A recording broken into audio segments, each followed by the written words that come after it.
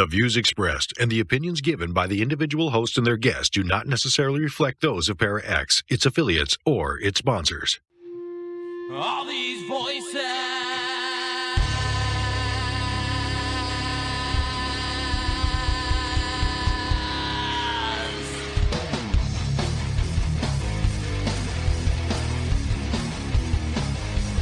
All these voices.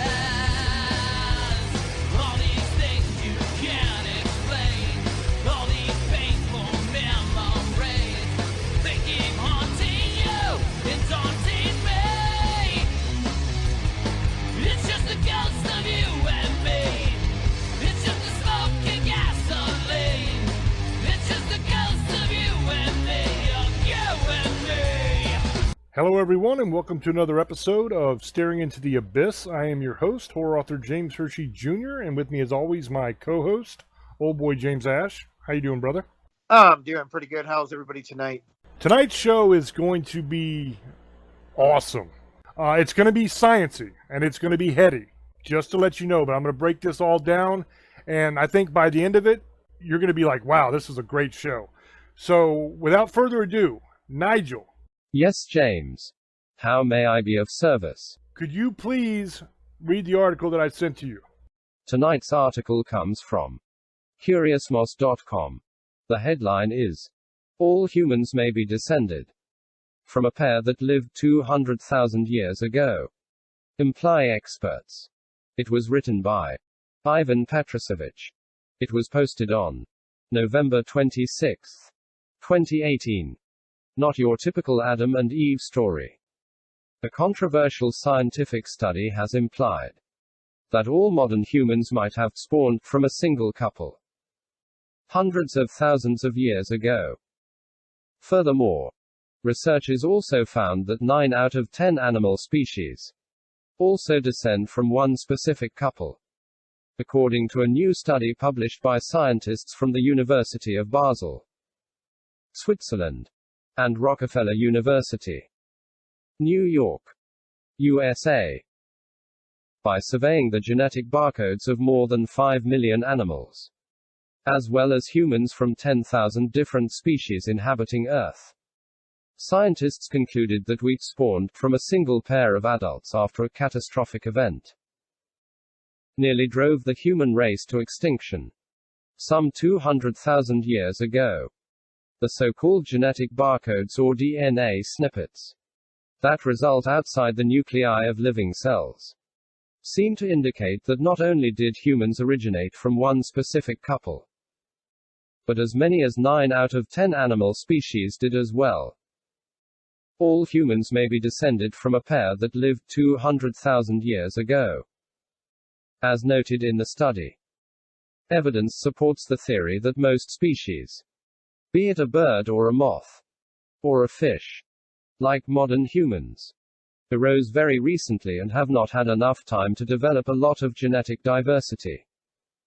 In fact, the 0.1% average genetic diversity within humanity today corresponds to the divergence of modern humans as a distinct species about 100,000 to 200,000 years ago. Not very long in evolutionary terms. The same is likely true of over 90% of species on Earth today. DNA barcoding is a quick, simple technique to identify species reliably through a short DNA sequence from a particular region of an organism. According to Senior Research Associate Mark Stoeckle and Research Associate David Thaler of the University of Basel, Switzerland, as much as 90% of all animal species that exist today on Earth can be traced back to parents that seemingly all started giving birth at about the same time, some 250,000 years ago, causing us to reconsider established patterns of human and animal evolution. This conclusion is very surprising, and I fought against it as hard as I could. Thaler explained. At a time when humans place so much emphasis on individual and group differences, maybe we should spend more time on how we resemble one another and the rest of the animal kingdom, said Stoeckle. A catastrophic event The discoveries made by Stoeckle and Thaler raise several new questions. What predates the couple from which the remaining humans today came into existence? What forced the human race to start over in such a relatively short period of time? And what does this mean for religion? Did the human race really restart after a cataclysmic event on Earth? Or is there a possibility that we have an inbuilt reset button that causes us to restart every once in a while as a species?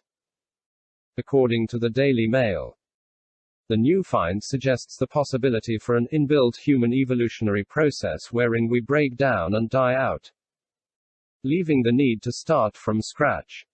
As it turns out, we humans are surprisingly similar to one another, but also other species, as explained by Jesse Ozubel, director of the Program for the Human Environment at the Rockefeller University. If a Martian landed on Earth and met a flock of pigeons and a crowd of humans, one would not seem more diverse than the other according to the basic measure of mitochondrial DNA. In the new study published in Human Evolution, scientists analyzed that mitochondrial DNA, which mothers pass down from one generation to another, and found that there is an absence of human exceptionalism. Our approach combines DNA barcodes, which are broad but not deep, from the entire animal kingdom with more detailed sequence information available for the entire mitochondrial genome of modern humans and a few other species. We analyzed DNA barcode sequences from thousands of modern humans, in the same way as those from other animal species, says Dr. Thaler. One might have thought that, due to their high population numbers and wide geographic distribution, humans might have led to greater genetic diversity than other animal species. He adds, at least for mitochondrial DNA, humans turn out to be low to average in genetic diversity. Experts have interpreted low genetic variation among living humans as a result of our recent expansion from a small population, in which a sequence from one mother became the ancestor for all modern human mitochondrial sequences, says Dr. Thaler.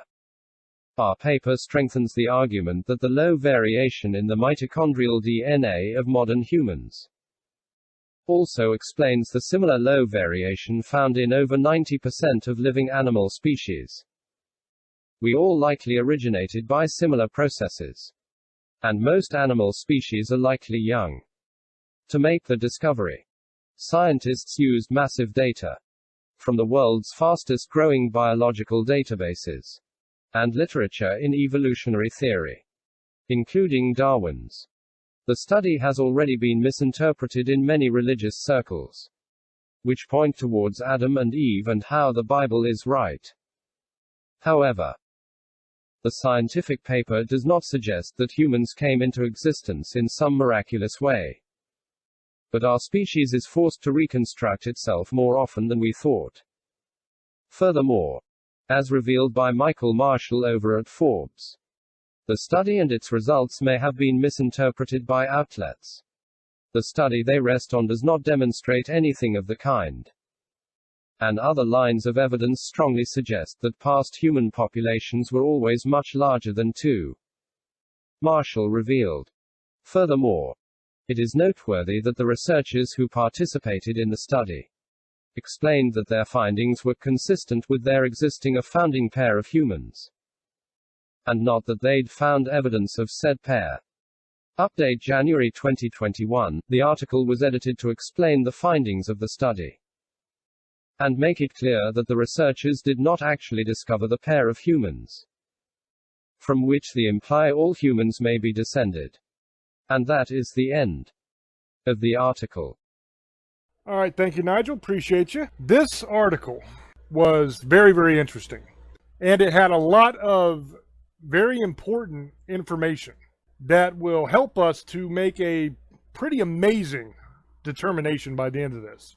So I'm going to go through all of this, and I'm going to break it down. So stick with me till the end, and I think that I will make a very cool and honestly a very groundbreaking kind of case here. So, first question we have to tackle is, does this study prove the story of Adam and Eve to be true?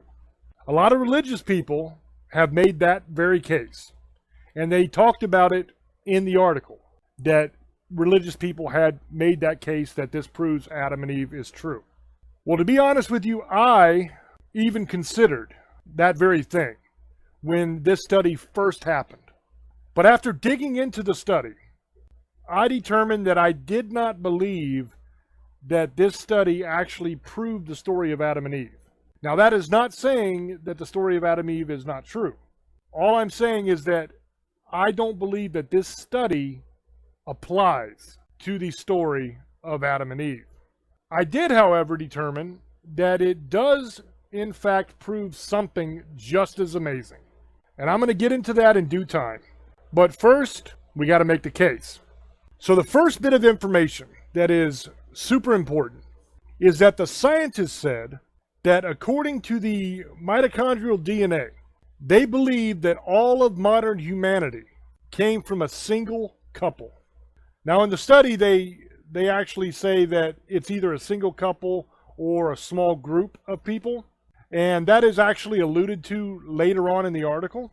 But just as important as that is the statement that they made that 90% of animal species also come from a single couple. Now this is extremely important because this disproves the notion of animals and humans evolving on separate timelines, and it points to a singular origin point for both.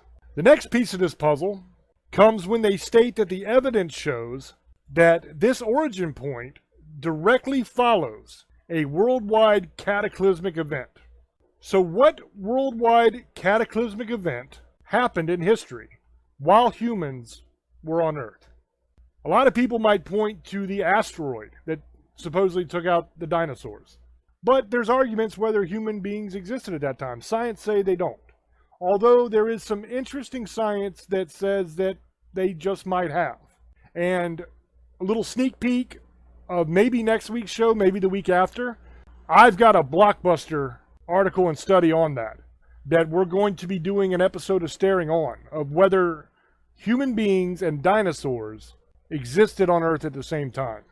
That's going to be a super fun and super cool show, but that is probably next week, maybe the next, but it's not tonight.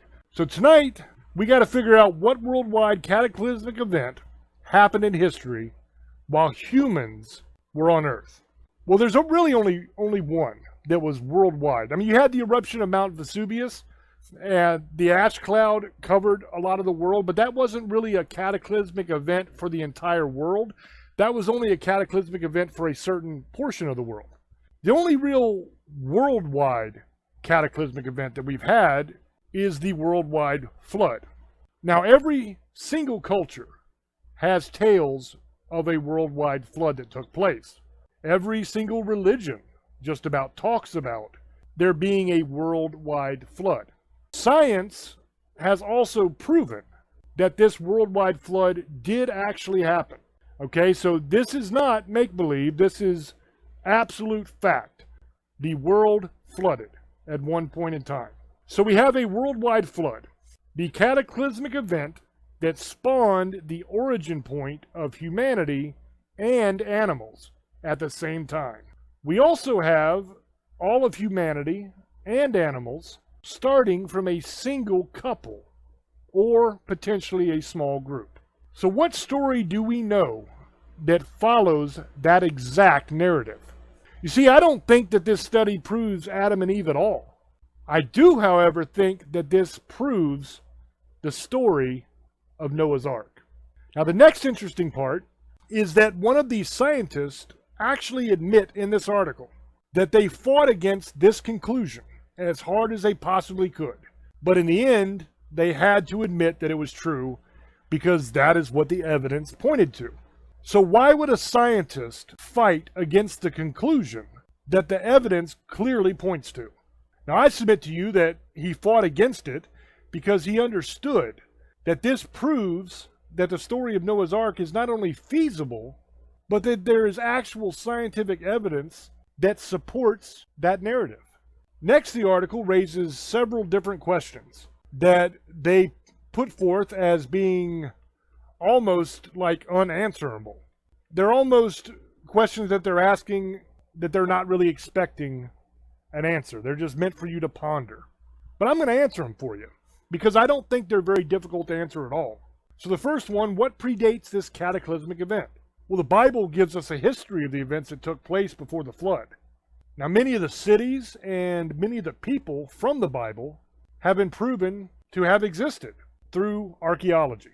So if the people and the places are real, and the science backs up several biblical stories, such as Noah's Ark, which we're showing tonight, why should we logically dismiss the history that is presented in the Bible without even considering that some or all of it may be correct? The next question they raised is, what forced the human race to start over in such a relatively short period of time? Now, the answer to that one is simple, and they answered it themselves in the article. The cataclysmic event, which I believe was the worldwide flood, is what forced the human race to start over in a short period of time. The next question that they raised is, what does this mean for religion? The answer to that question of what does this mean for religion is also very simple. Although, honestly, there will be some people who will never admit it. The answer is that it means that religion has gained more credibility because the story of Noah's Ark from the Bible matches every single point raised in this study. There is no point in this study that conflicts with the narrative of Noah's Ark. Now, next they speculate that humanity has a built-in reset button of sorts, that in evolutionary terms, our very DNA is programmed to self-destruct and to start over from scratch. Now this, and I'm going to try to be nice here, I'm going to really try. This is beyond ludicrous, and it makes absolutely no damn sense, because the entire point of evolution is that an animal, or in this case a human, must evolve and change so that it can survive. Things that help the species survive are kept, and they are duplicated generation after generation after generation. And things that hinder the species' ability to survive are discarded and eliminated so that it doesn't continually produce things that can't survive. So how does it make any logical sense that a species would save and duplicate generation after generation after generation something that would cause the entirety of the species, except for only a few of them, to die? And I guess just hope that one of the couple that are left don't fall off a cliff or something like that before they can reproduce and raise the young. Why would evolution prioritize something that would put that species on the brink of extinction over and over again? Now that is not only illogical, it's just plain stupid. Now what I think is that this is their way of trying to reach out in vain for any explanation they can, no matter how dumb that explanation might be. As long as that explanation isn't that the Bible was correct. Isn't it strange that people who profess to put science and evidence over the fairy tales of religion choose to ignore the science, ignore the evidence, and to completely abandon logic when they're making this argument? Now, the scientists and the atheists, they were probably thrilled when religious people thought that this study proved the story of Adam and Eve to be correct, because they were able to build that particular straw man up and to argue that the study doesn't prove a miraculous origin of humanity. And it literally says that in the article. They make that point that their study in no way proves the miraculous creation of humanity. But you see, the story of Noah's Ark fits the evidence from that study to a T, and doesn't even enter into the debate of creation. And if we want to be honest here, and you guys know me, you've been with me on this journey for years on this show, you know I tell you the truth. The truth here is that they have no idea how humanity was created. No clue. None. They claim that we somehow evolved from apes. but there's never been a transitional species found. There is nothing in the fossil records of a transitional fossil that was part ape, part man. It doesn't exist. It's never been found. The other 800-pound elephant in the room of evolution is this. If we evolved from apes, why are there still apes? Now that might sound funny, and you might think I'm making a joke here, but really think about that. Now once again, the entire purpose of evolution is that a species must change in order to survive its environment. If apes had to change and evolve into us in order to survive, why are there still apes? Which according to the theory of evolution, they would be unfit to survive, and that's the whole reason they had to evolve in the first place. With no tangible evidence of the theory of evolution, why should we treat it as anything more than what it is, which is a theory that is not supported by evidence? Now, I know that might sound shocking to you because you've been taught in school that evolution is fact, that it's law, but it's not. It's a theory, and there is no real evidence to support it. So you have absolutely no example of an ape turning into a man ever in history. Now, there are questions that people who don't believe in God, and not just don't believe in God, but that fight so hard against God and against the idea of other people believing in God. There are some questions that they simply cannot answer. We're told that the universe was created by the Big Bang. We all learned that in school. So basically, here's the Big Bang in a nutshell. All of the mass in the universe was packed into one small ball, right? And one day, for no apparent reason, it exploded. So that's the basic theory. All of matter, everything in the universe, one ball, it explodes, and it's shooting outwards and expanding. One day, according to science, it's going to contract again and form a ball once again, and be a ball for a while, and then blow up again. But let me ask this. Who created the ball? Once again, you might laugh at me. You might say you're being silly. But think about it. Everything has to have a beginning and an end. Is that a true statement? That's fair, right? Everything in science has a beginning and an end. Nothing in science just is. Except something had to be, right? Something always had to be. Something had to always be here in order for anything to be here now. There had to be something that was always here to start it all. So the million-dollar question is, what was it? We have an immortal presence that was always here and that designed all of creation to work seamlessly. Now, designed and creation are two buzzwords. Okay, those are two words that people are going to freak about. But I want to get into this with you. And I want you to have an open mind and to actually think about this. Think about how complex it all is. Every single creature, from us all the way down to bacteria and everything on the molecular level, all of it works seamlessly in a system with so many moving parts that honestly it'll make your head hurt even to try to imagine it. So do you honestly believe that all of that just happened by chance?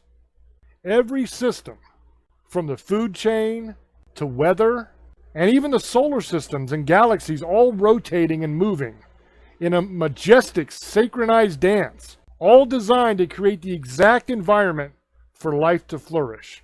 That is all by chance? Look at DNA. Every living thing, from trees to us, have the entire script of their lives written in every cell. A tiny acorn has every bit of information, the instruction manual, so to speak, to grow into a mighty oak tree, encoded inside its cells. That's by chance? Scientists have stated that they have studies that prove that the universe is a consciousness. Now, I covered those articles on Paranormal News, so you can go on the channel and you can find them and you can watch them and see the studies yourself. Scientists have stated that the soul exists, and they've even been able to measure its weight, and they give the exact weight. I covered that in Paranormal News. Once again, go to the YouTube channel, youtube.com/James Hershey Jr. Find those videos. You can see the article for yourself. You can see the scientists quoting studies that prove these things. They have stated that death is not the end, and that we go on after death, and have pointed to studies that prove that. Once again, I covered that on Paranormal News. The articles are there. It's all there. All you have to do is put it together. Science has proven that we are immortal in a way, that our souls live on after death. You're telling me that is by chance? That a bunch of elements crashing around the universe together just happen to crash together in a certain way to create an immortal soul that lives on for eternity after death? And you're going to tell me that just happened by chance? That there was no design behind it? If you're honest with yourself, you know that doesn't pass the sniff test. Most people can look at something and hear something and say, wait a minute. Now, I might not be the smartest guy in the world, but that doesn't make any damn sense. Something had to always be here. There's no way around it. And something created this complex system that covers everything in existence, all working together to promote life in countless forms, from us to bacteria to single-cell organisms to animals to plants to trees to everything. All of this system works together for all of us to exist in harmony with each other. Are you honestly going to tell me that is by chance? I submit to you that something exists. Something has always existed. And that something is God. Now, what form that God takes is open for debate. If you believe that it is the God of Christianity, if you believe that it is the God of some other religion, whatever you believe, but there is no way around the fact something has always been here. Something created this system. Scientists say the universe has consciousness. What does that mean? What does the word consciousness imply? Thought. Design. If you're going to design something, you have to put thought into it. You can't design something if you're not capable of thought. So the consciousness designed this system. All of it. I mean, if you really get into the science of all of these different things, it's quite remarkable how everything works and how it all works together. It's amazing. Just look at weather, for example. Look at rain. You got all this water here on Earth. The sun heats it so it evaporates and goes up into clouds, which just happen to be there to capture this water and hold it, right? It doesn't just go up and fall down. It goes up and the clouds hang on to it for a while until there's enough of it to where it reaches a point of saturation where it's heavy enough that that water is released and it falls down back on Earth. That water feeds plants. It feeds every living thing on Earth. Everything needs water to survive. It feeds everything.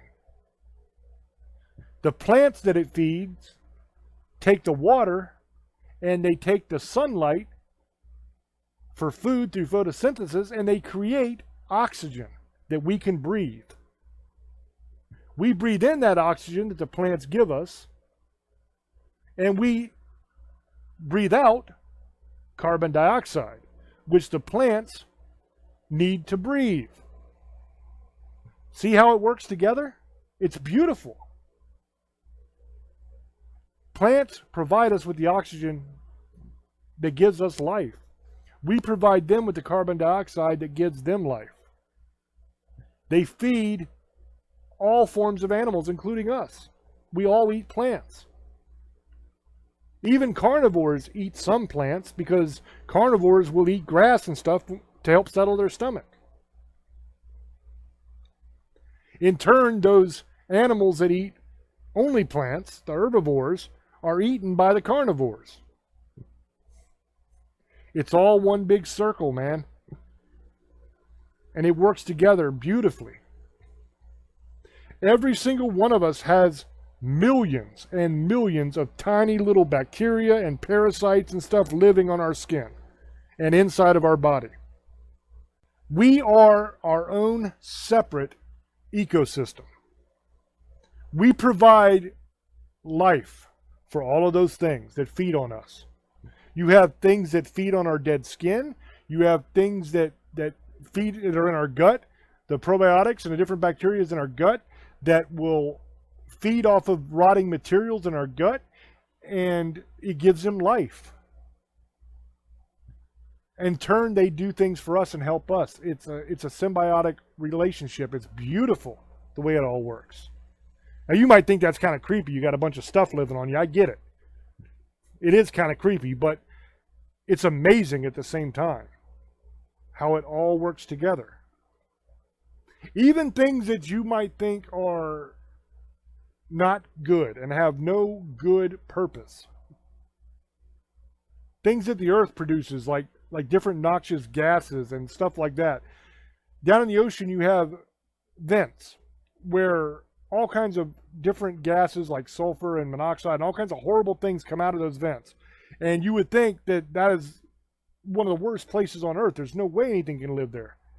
But there's a separate ecosystem that lives inside those vents that is able to tolerate and thrive in those conditions. So they feed off of that stuff.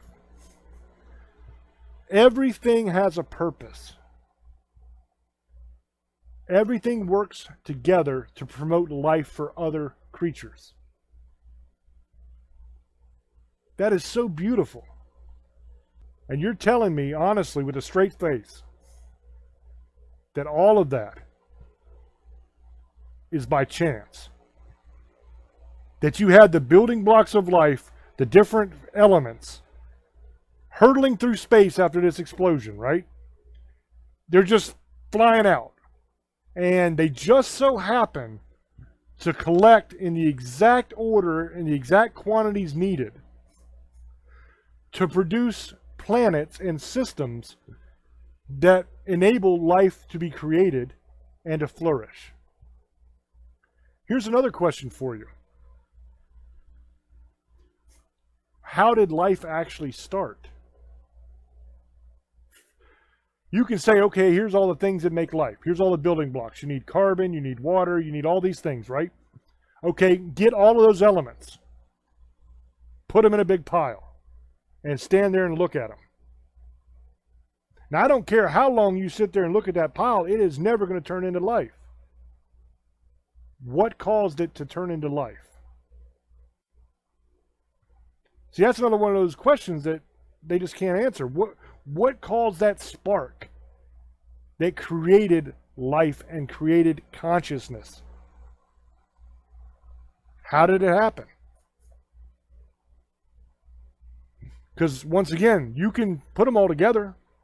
Let's pretend for a minute all of this happened by chance. Let's say you have every single thing you need to create life. Every little thing, everything. Nothing is left out. And you're able to get it all together and put it in a pile or a bucket or a box or whatever you want to put it in. What causes all of those individual components to magically turn into life? The article was mocking in a way when it says that the study doesn't prove a miraculous creation.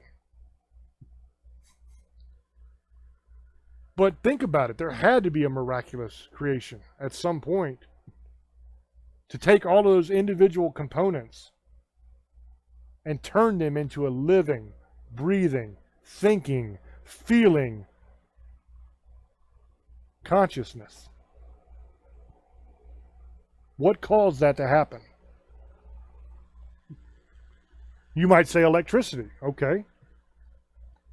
Take all of those components. Hook up a battery and run electricity to it. Hell, hit it with a bolt of lightning.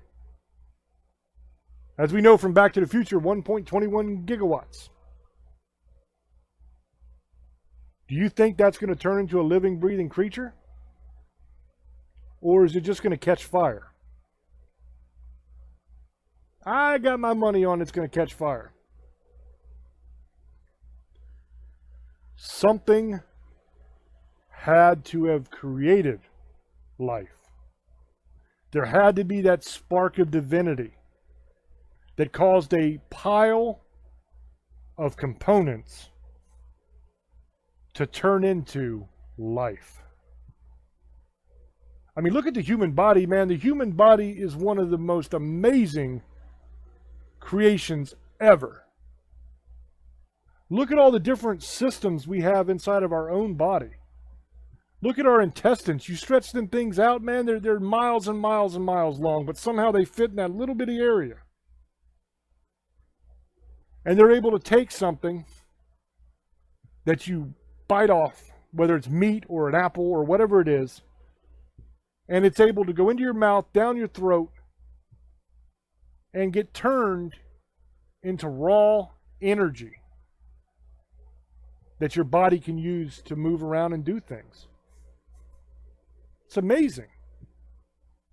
Absolutely amazing how complex and well-oiled a machine the human body really is. The human body has the capability to heal itself. It recreates itself. Every night when you go to sleep, your body is breaking down its own cells and recreating them. That is amazing. That's all by chance? Really? That's the case. I think that I have either proven it to you or at the very least given you something to think about. So that being said, I'm going to throw over to Old Boy and get his opinion on all this. Old Boy, go ahead, brother. Well, thank you, brother. Just so we know, I'm not a big scientist person and stuff like this, so this is not my expertise, but I'll tell you what I think. They say that Noah's Ark, there's still arguments of it actually happening, and they argue the flood, but there's proof of the flood. They say Noah's Ark was found, and they're saying it's in Turkey. The last in 2019 in November, it's in a mountain, and they said they have a 3D image of it, and they believe that's what the Ark is. Or some people believe it was in the Middle East. Scientists still are arguing, saying it never been found. I believe this is a possibility in Turkey because it matches what it says. It's 81 feet high. They use 3.1 million things of, I think it's 3.1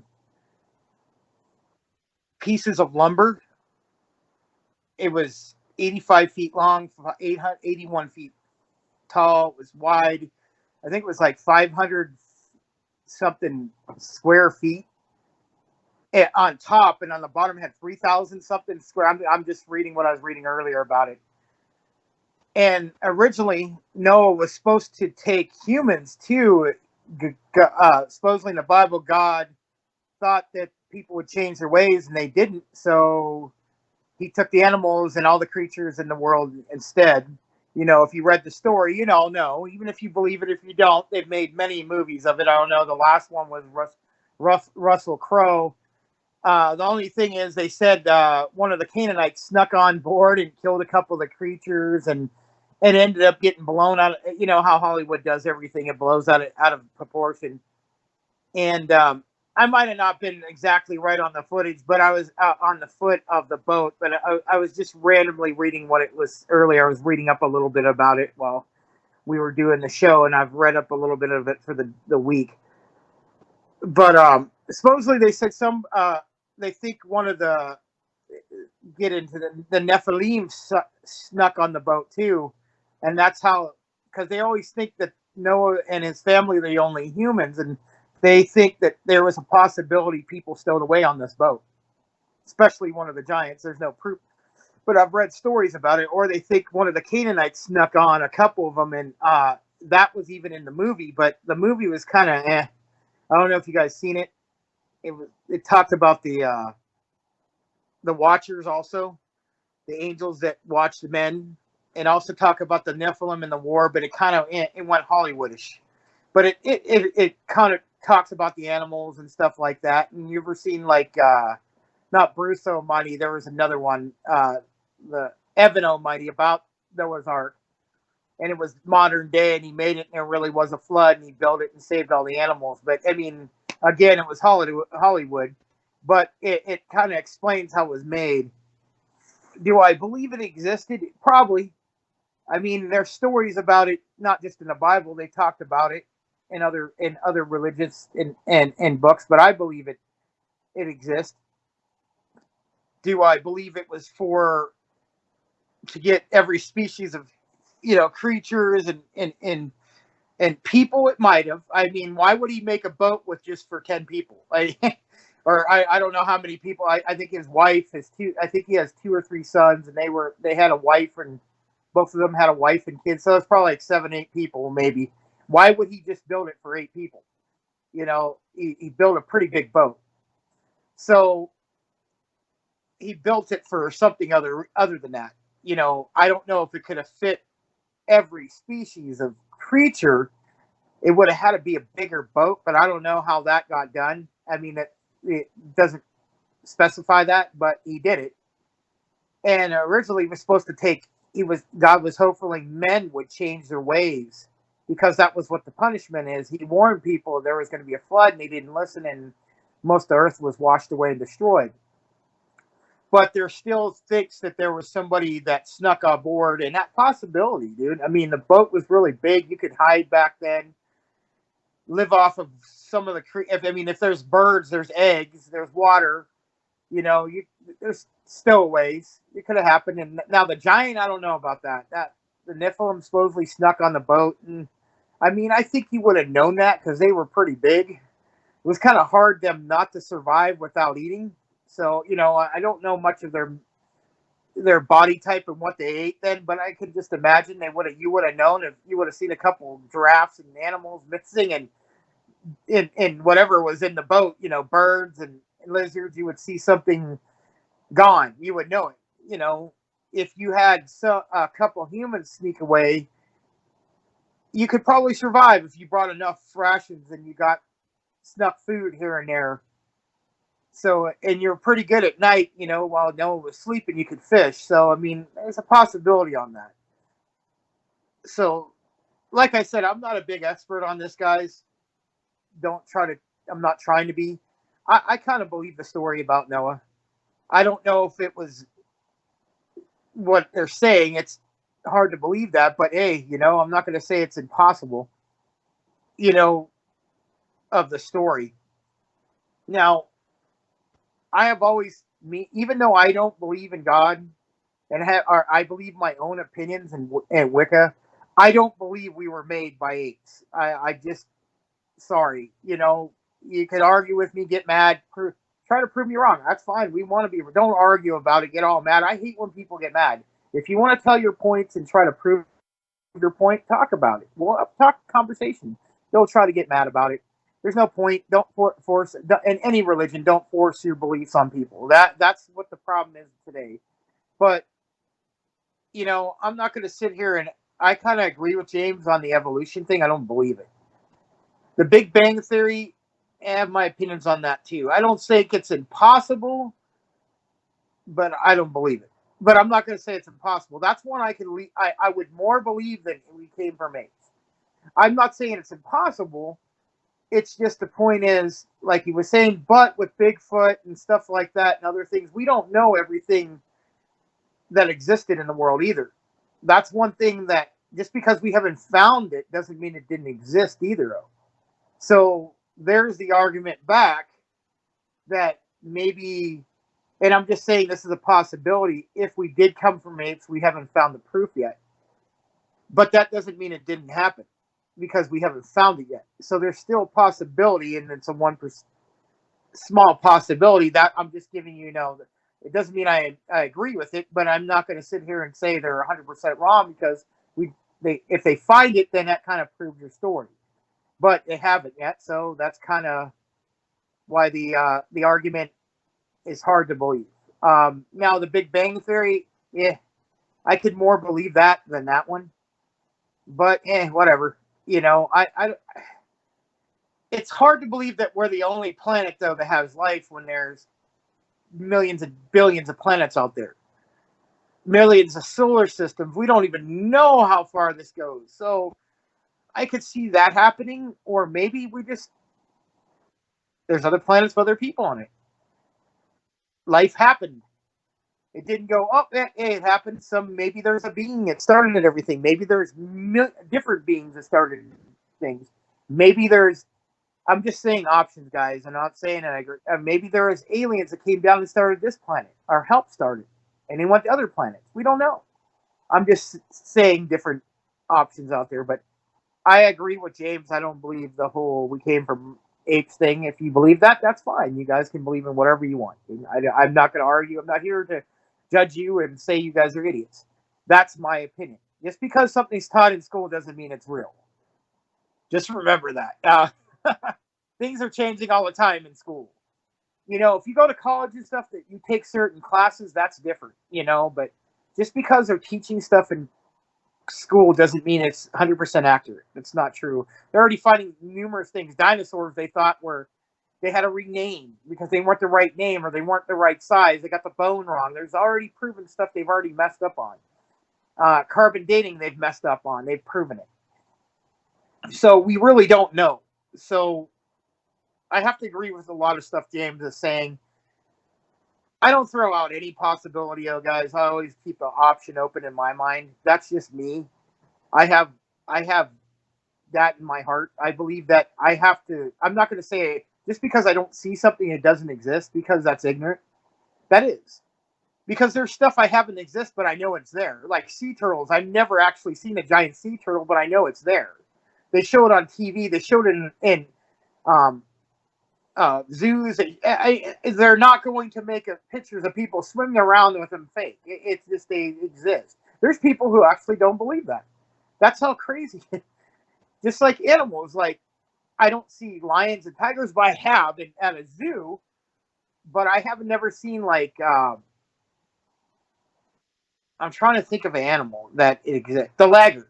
I know it exists. They make them now, but I've never seen them in reality. I've seen them on TV, and I've seen people walking around on a Natural Geographic, but I've never seen it in my own eyes. Aliens. I've seen it in the air. People still do, and they still say it's just nothing there because I think that's just ignorance because they're scared of it. That's why. Everything becomes fear. That's, I know we're running out of time. So I think that's a lot of people's problems is they run off of fear and they're scared of the unknown or they're scared to be proven wrong. And that's a lot of why we have a lot of issues. And that's throughout life. I'm not saying with everything. I think people are fear or they live off something they were told or they read, and that's it. That's it. There's no change in your mind. And there's no way of, it's hard to talk to people like that because they have no way of opening up. Everything changes. Things are different. Things could have been misinterpreted years ago and changed. We don't know. But that's all I'm going to say, guys. I hope you guys enjoyed the show, and I'm going to throw it over to James. There you go, brother. I think a lot of people don't really understand what the Bible actually is. I think that's honestly a problem that causes a miscommunication between believers and non-believers a lot of the time. Even some Christians think that just because something is not mentioned in the Bible, that means it never happened. That's not the case. The Bible is not every single thing that ever happened in the history of everything. It's just not.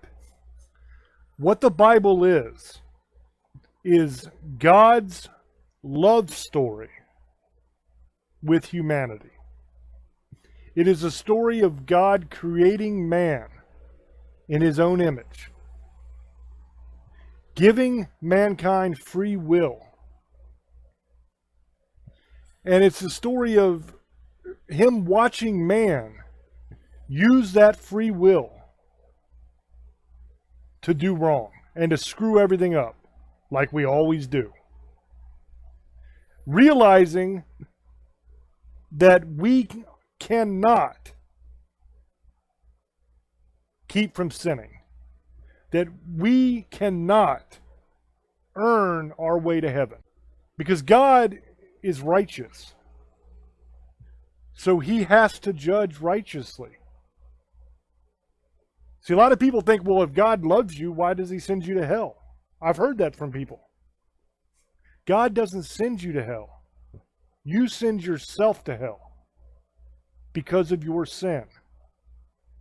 But God loves you so much that he came to earth in flesh as man, as Jesus Christ, and died on that cross for your sin.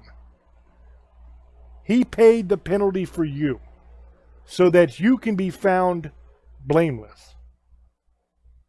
It's just like you went out and committed a bunch of crimes, and you go to court, and somebody shows up and takes the rap for everything, and you go scot-free.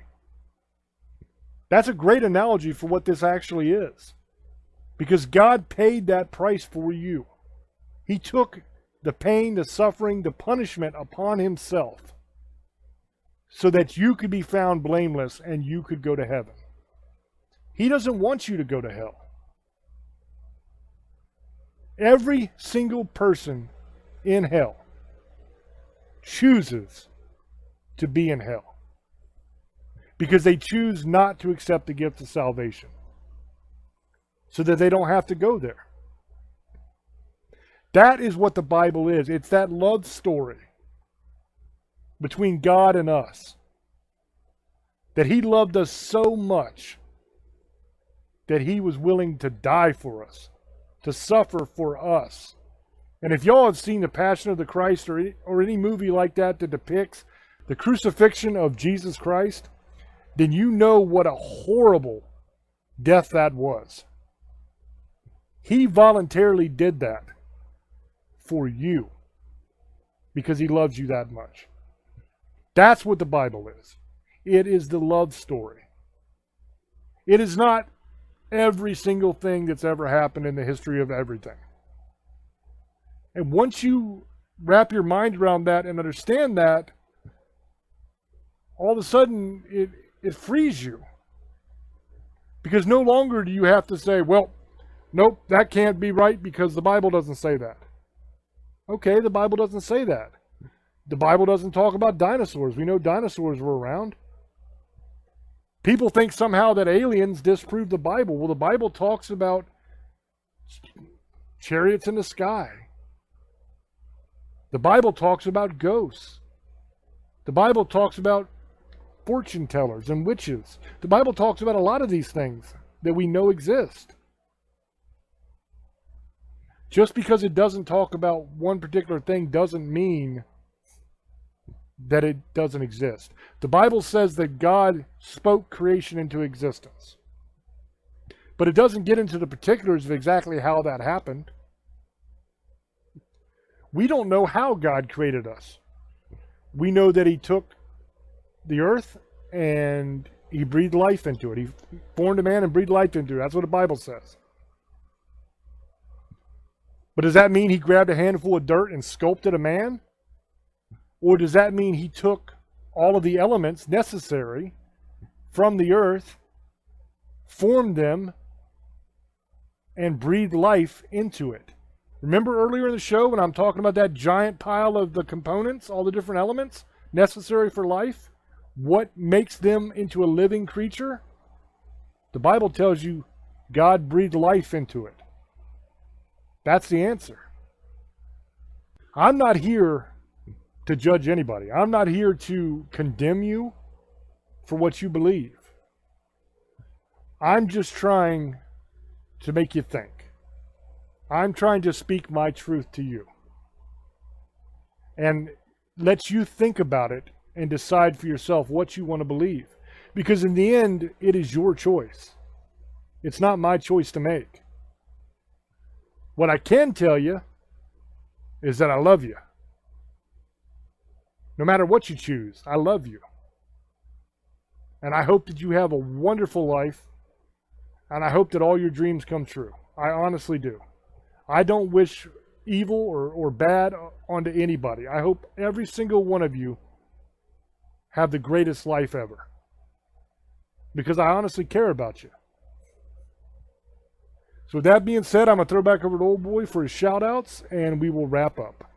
Thank you, brother. I hope you guys enjoyed the show. Like I said, you guys want to leave the comments and tell us what you think. And like I said, we're not here to argue. Whatever you want to believe is that's fine. Just tell us what you think. Leave the comments. We'll answer them. But don't sit there and argue with us the whole time. But I hope you guys enjoyed this show on Sunday nights at 9 Pacific time, 12 Eastern, technically Monday morning. I think we're playing on Tuesdays now at 5 Pacific, 8 Eastern PM, I think, on Tuesday nights. Or we're going to be soon on Parax Radio. If you guys want to listen to all our shows, go to James Hershey's YouTube page and subscribe. You also can listen to his other thing he does. He does these little musicals about paranormal, because it's just, we can't do a show every day, you know. He does little things like 15, 20 minutes about stuff that's going on every day. He puts content so you guys can watch the paranormal news thing we also do, and Staring into the Abyss and other videos we do. I'm going to start doing little videos myself like I used to. I did about demons, and I'll do about little things when I get a chance to. I just have to have more time. I work a lot, so, you know. James works a lot too, so we just have a lot of things going on in life. That's what happens when you're old. But I hope you guys enjoyed it. If you guys wanted the merchandise shirts, COVID mask, go ahead and get it. Or let us know if you want something. We'll make it for you. Or special if you want. But I hope you all have a good night. Misfits, sugar ladies, monster hunters, and demon lovers. I love you, and blessed be. Have a good night. I hope that y'all enjoyed this show. I certainly enjoyed doing it. I love stuff like this. And I hope you enjoyed it, and I hope you learned something. That being said, until we speak to you again, love many, trust few, and do harm to none. God loves you, and so do we. Bye-bye.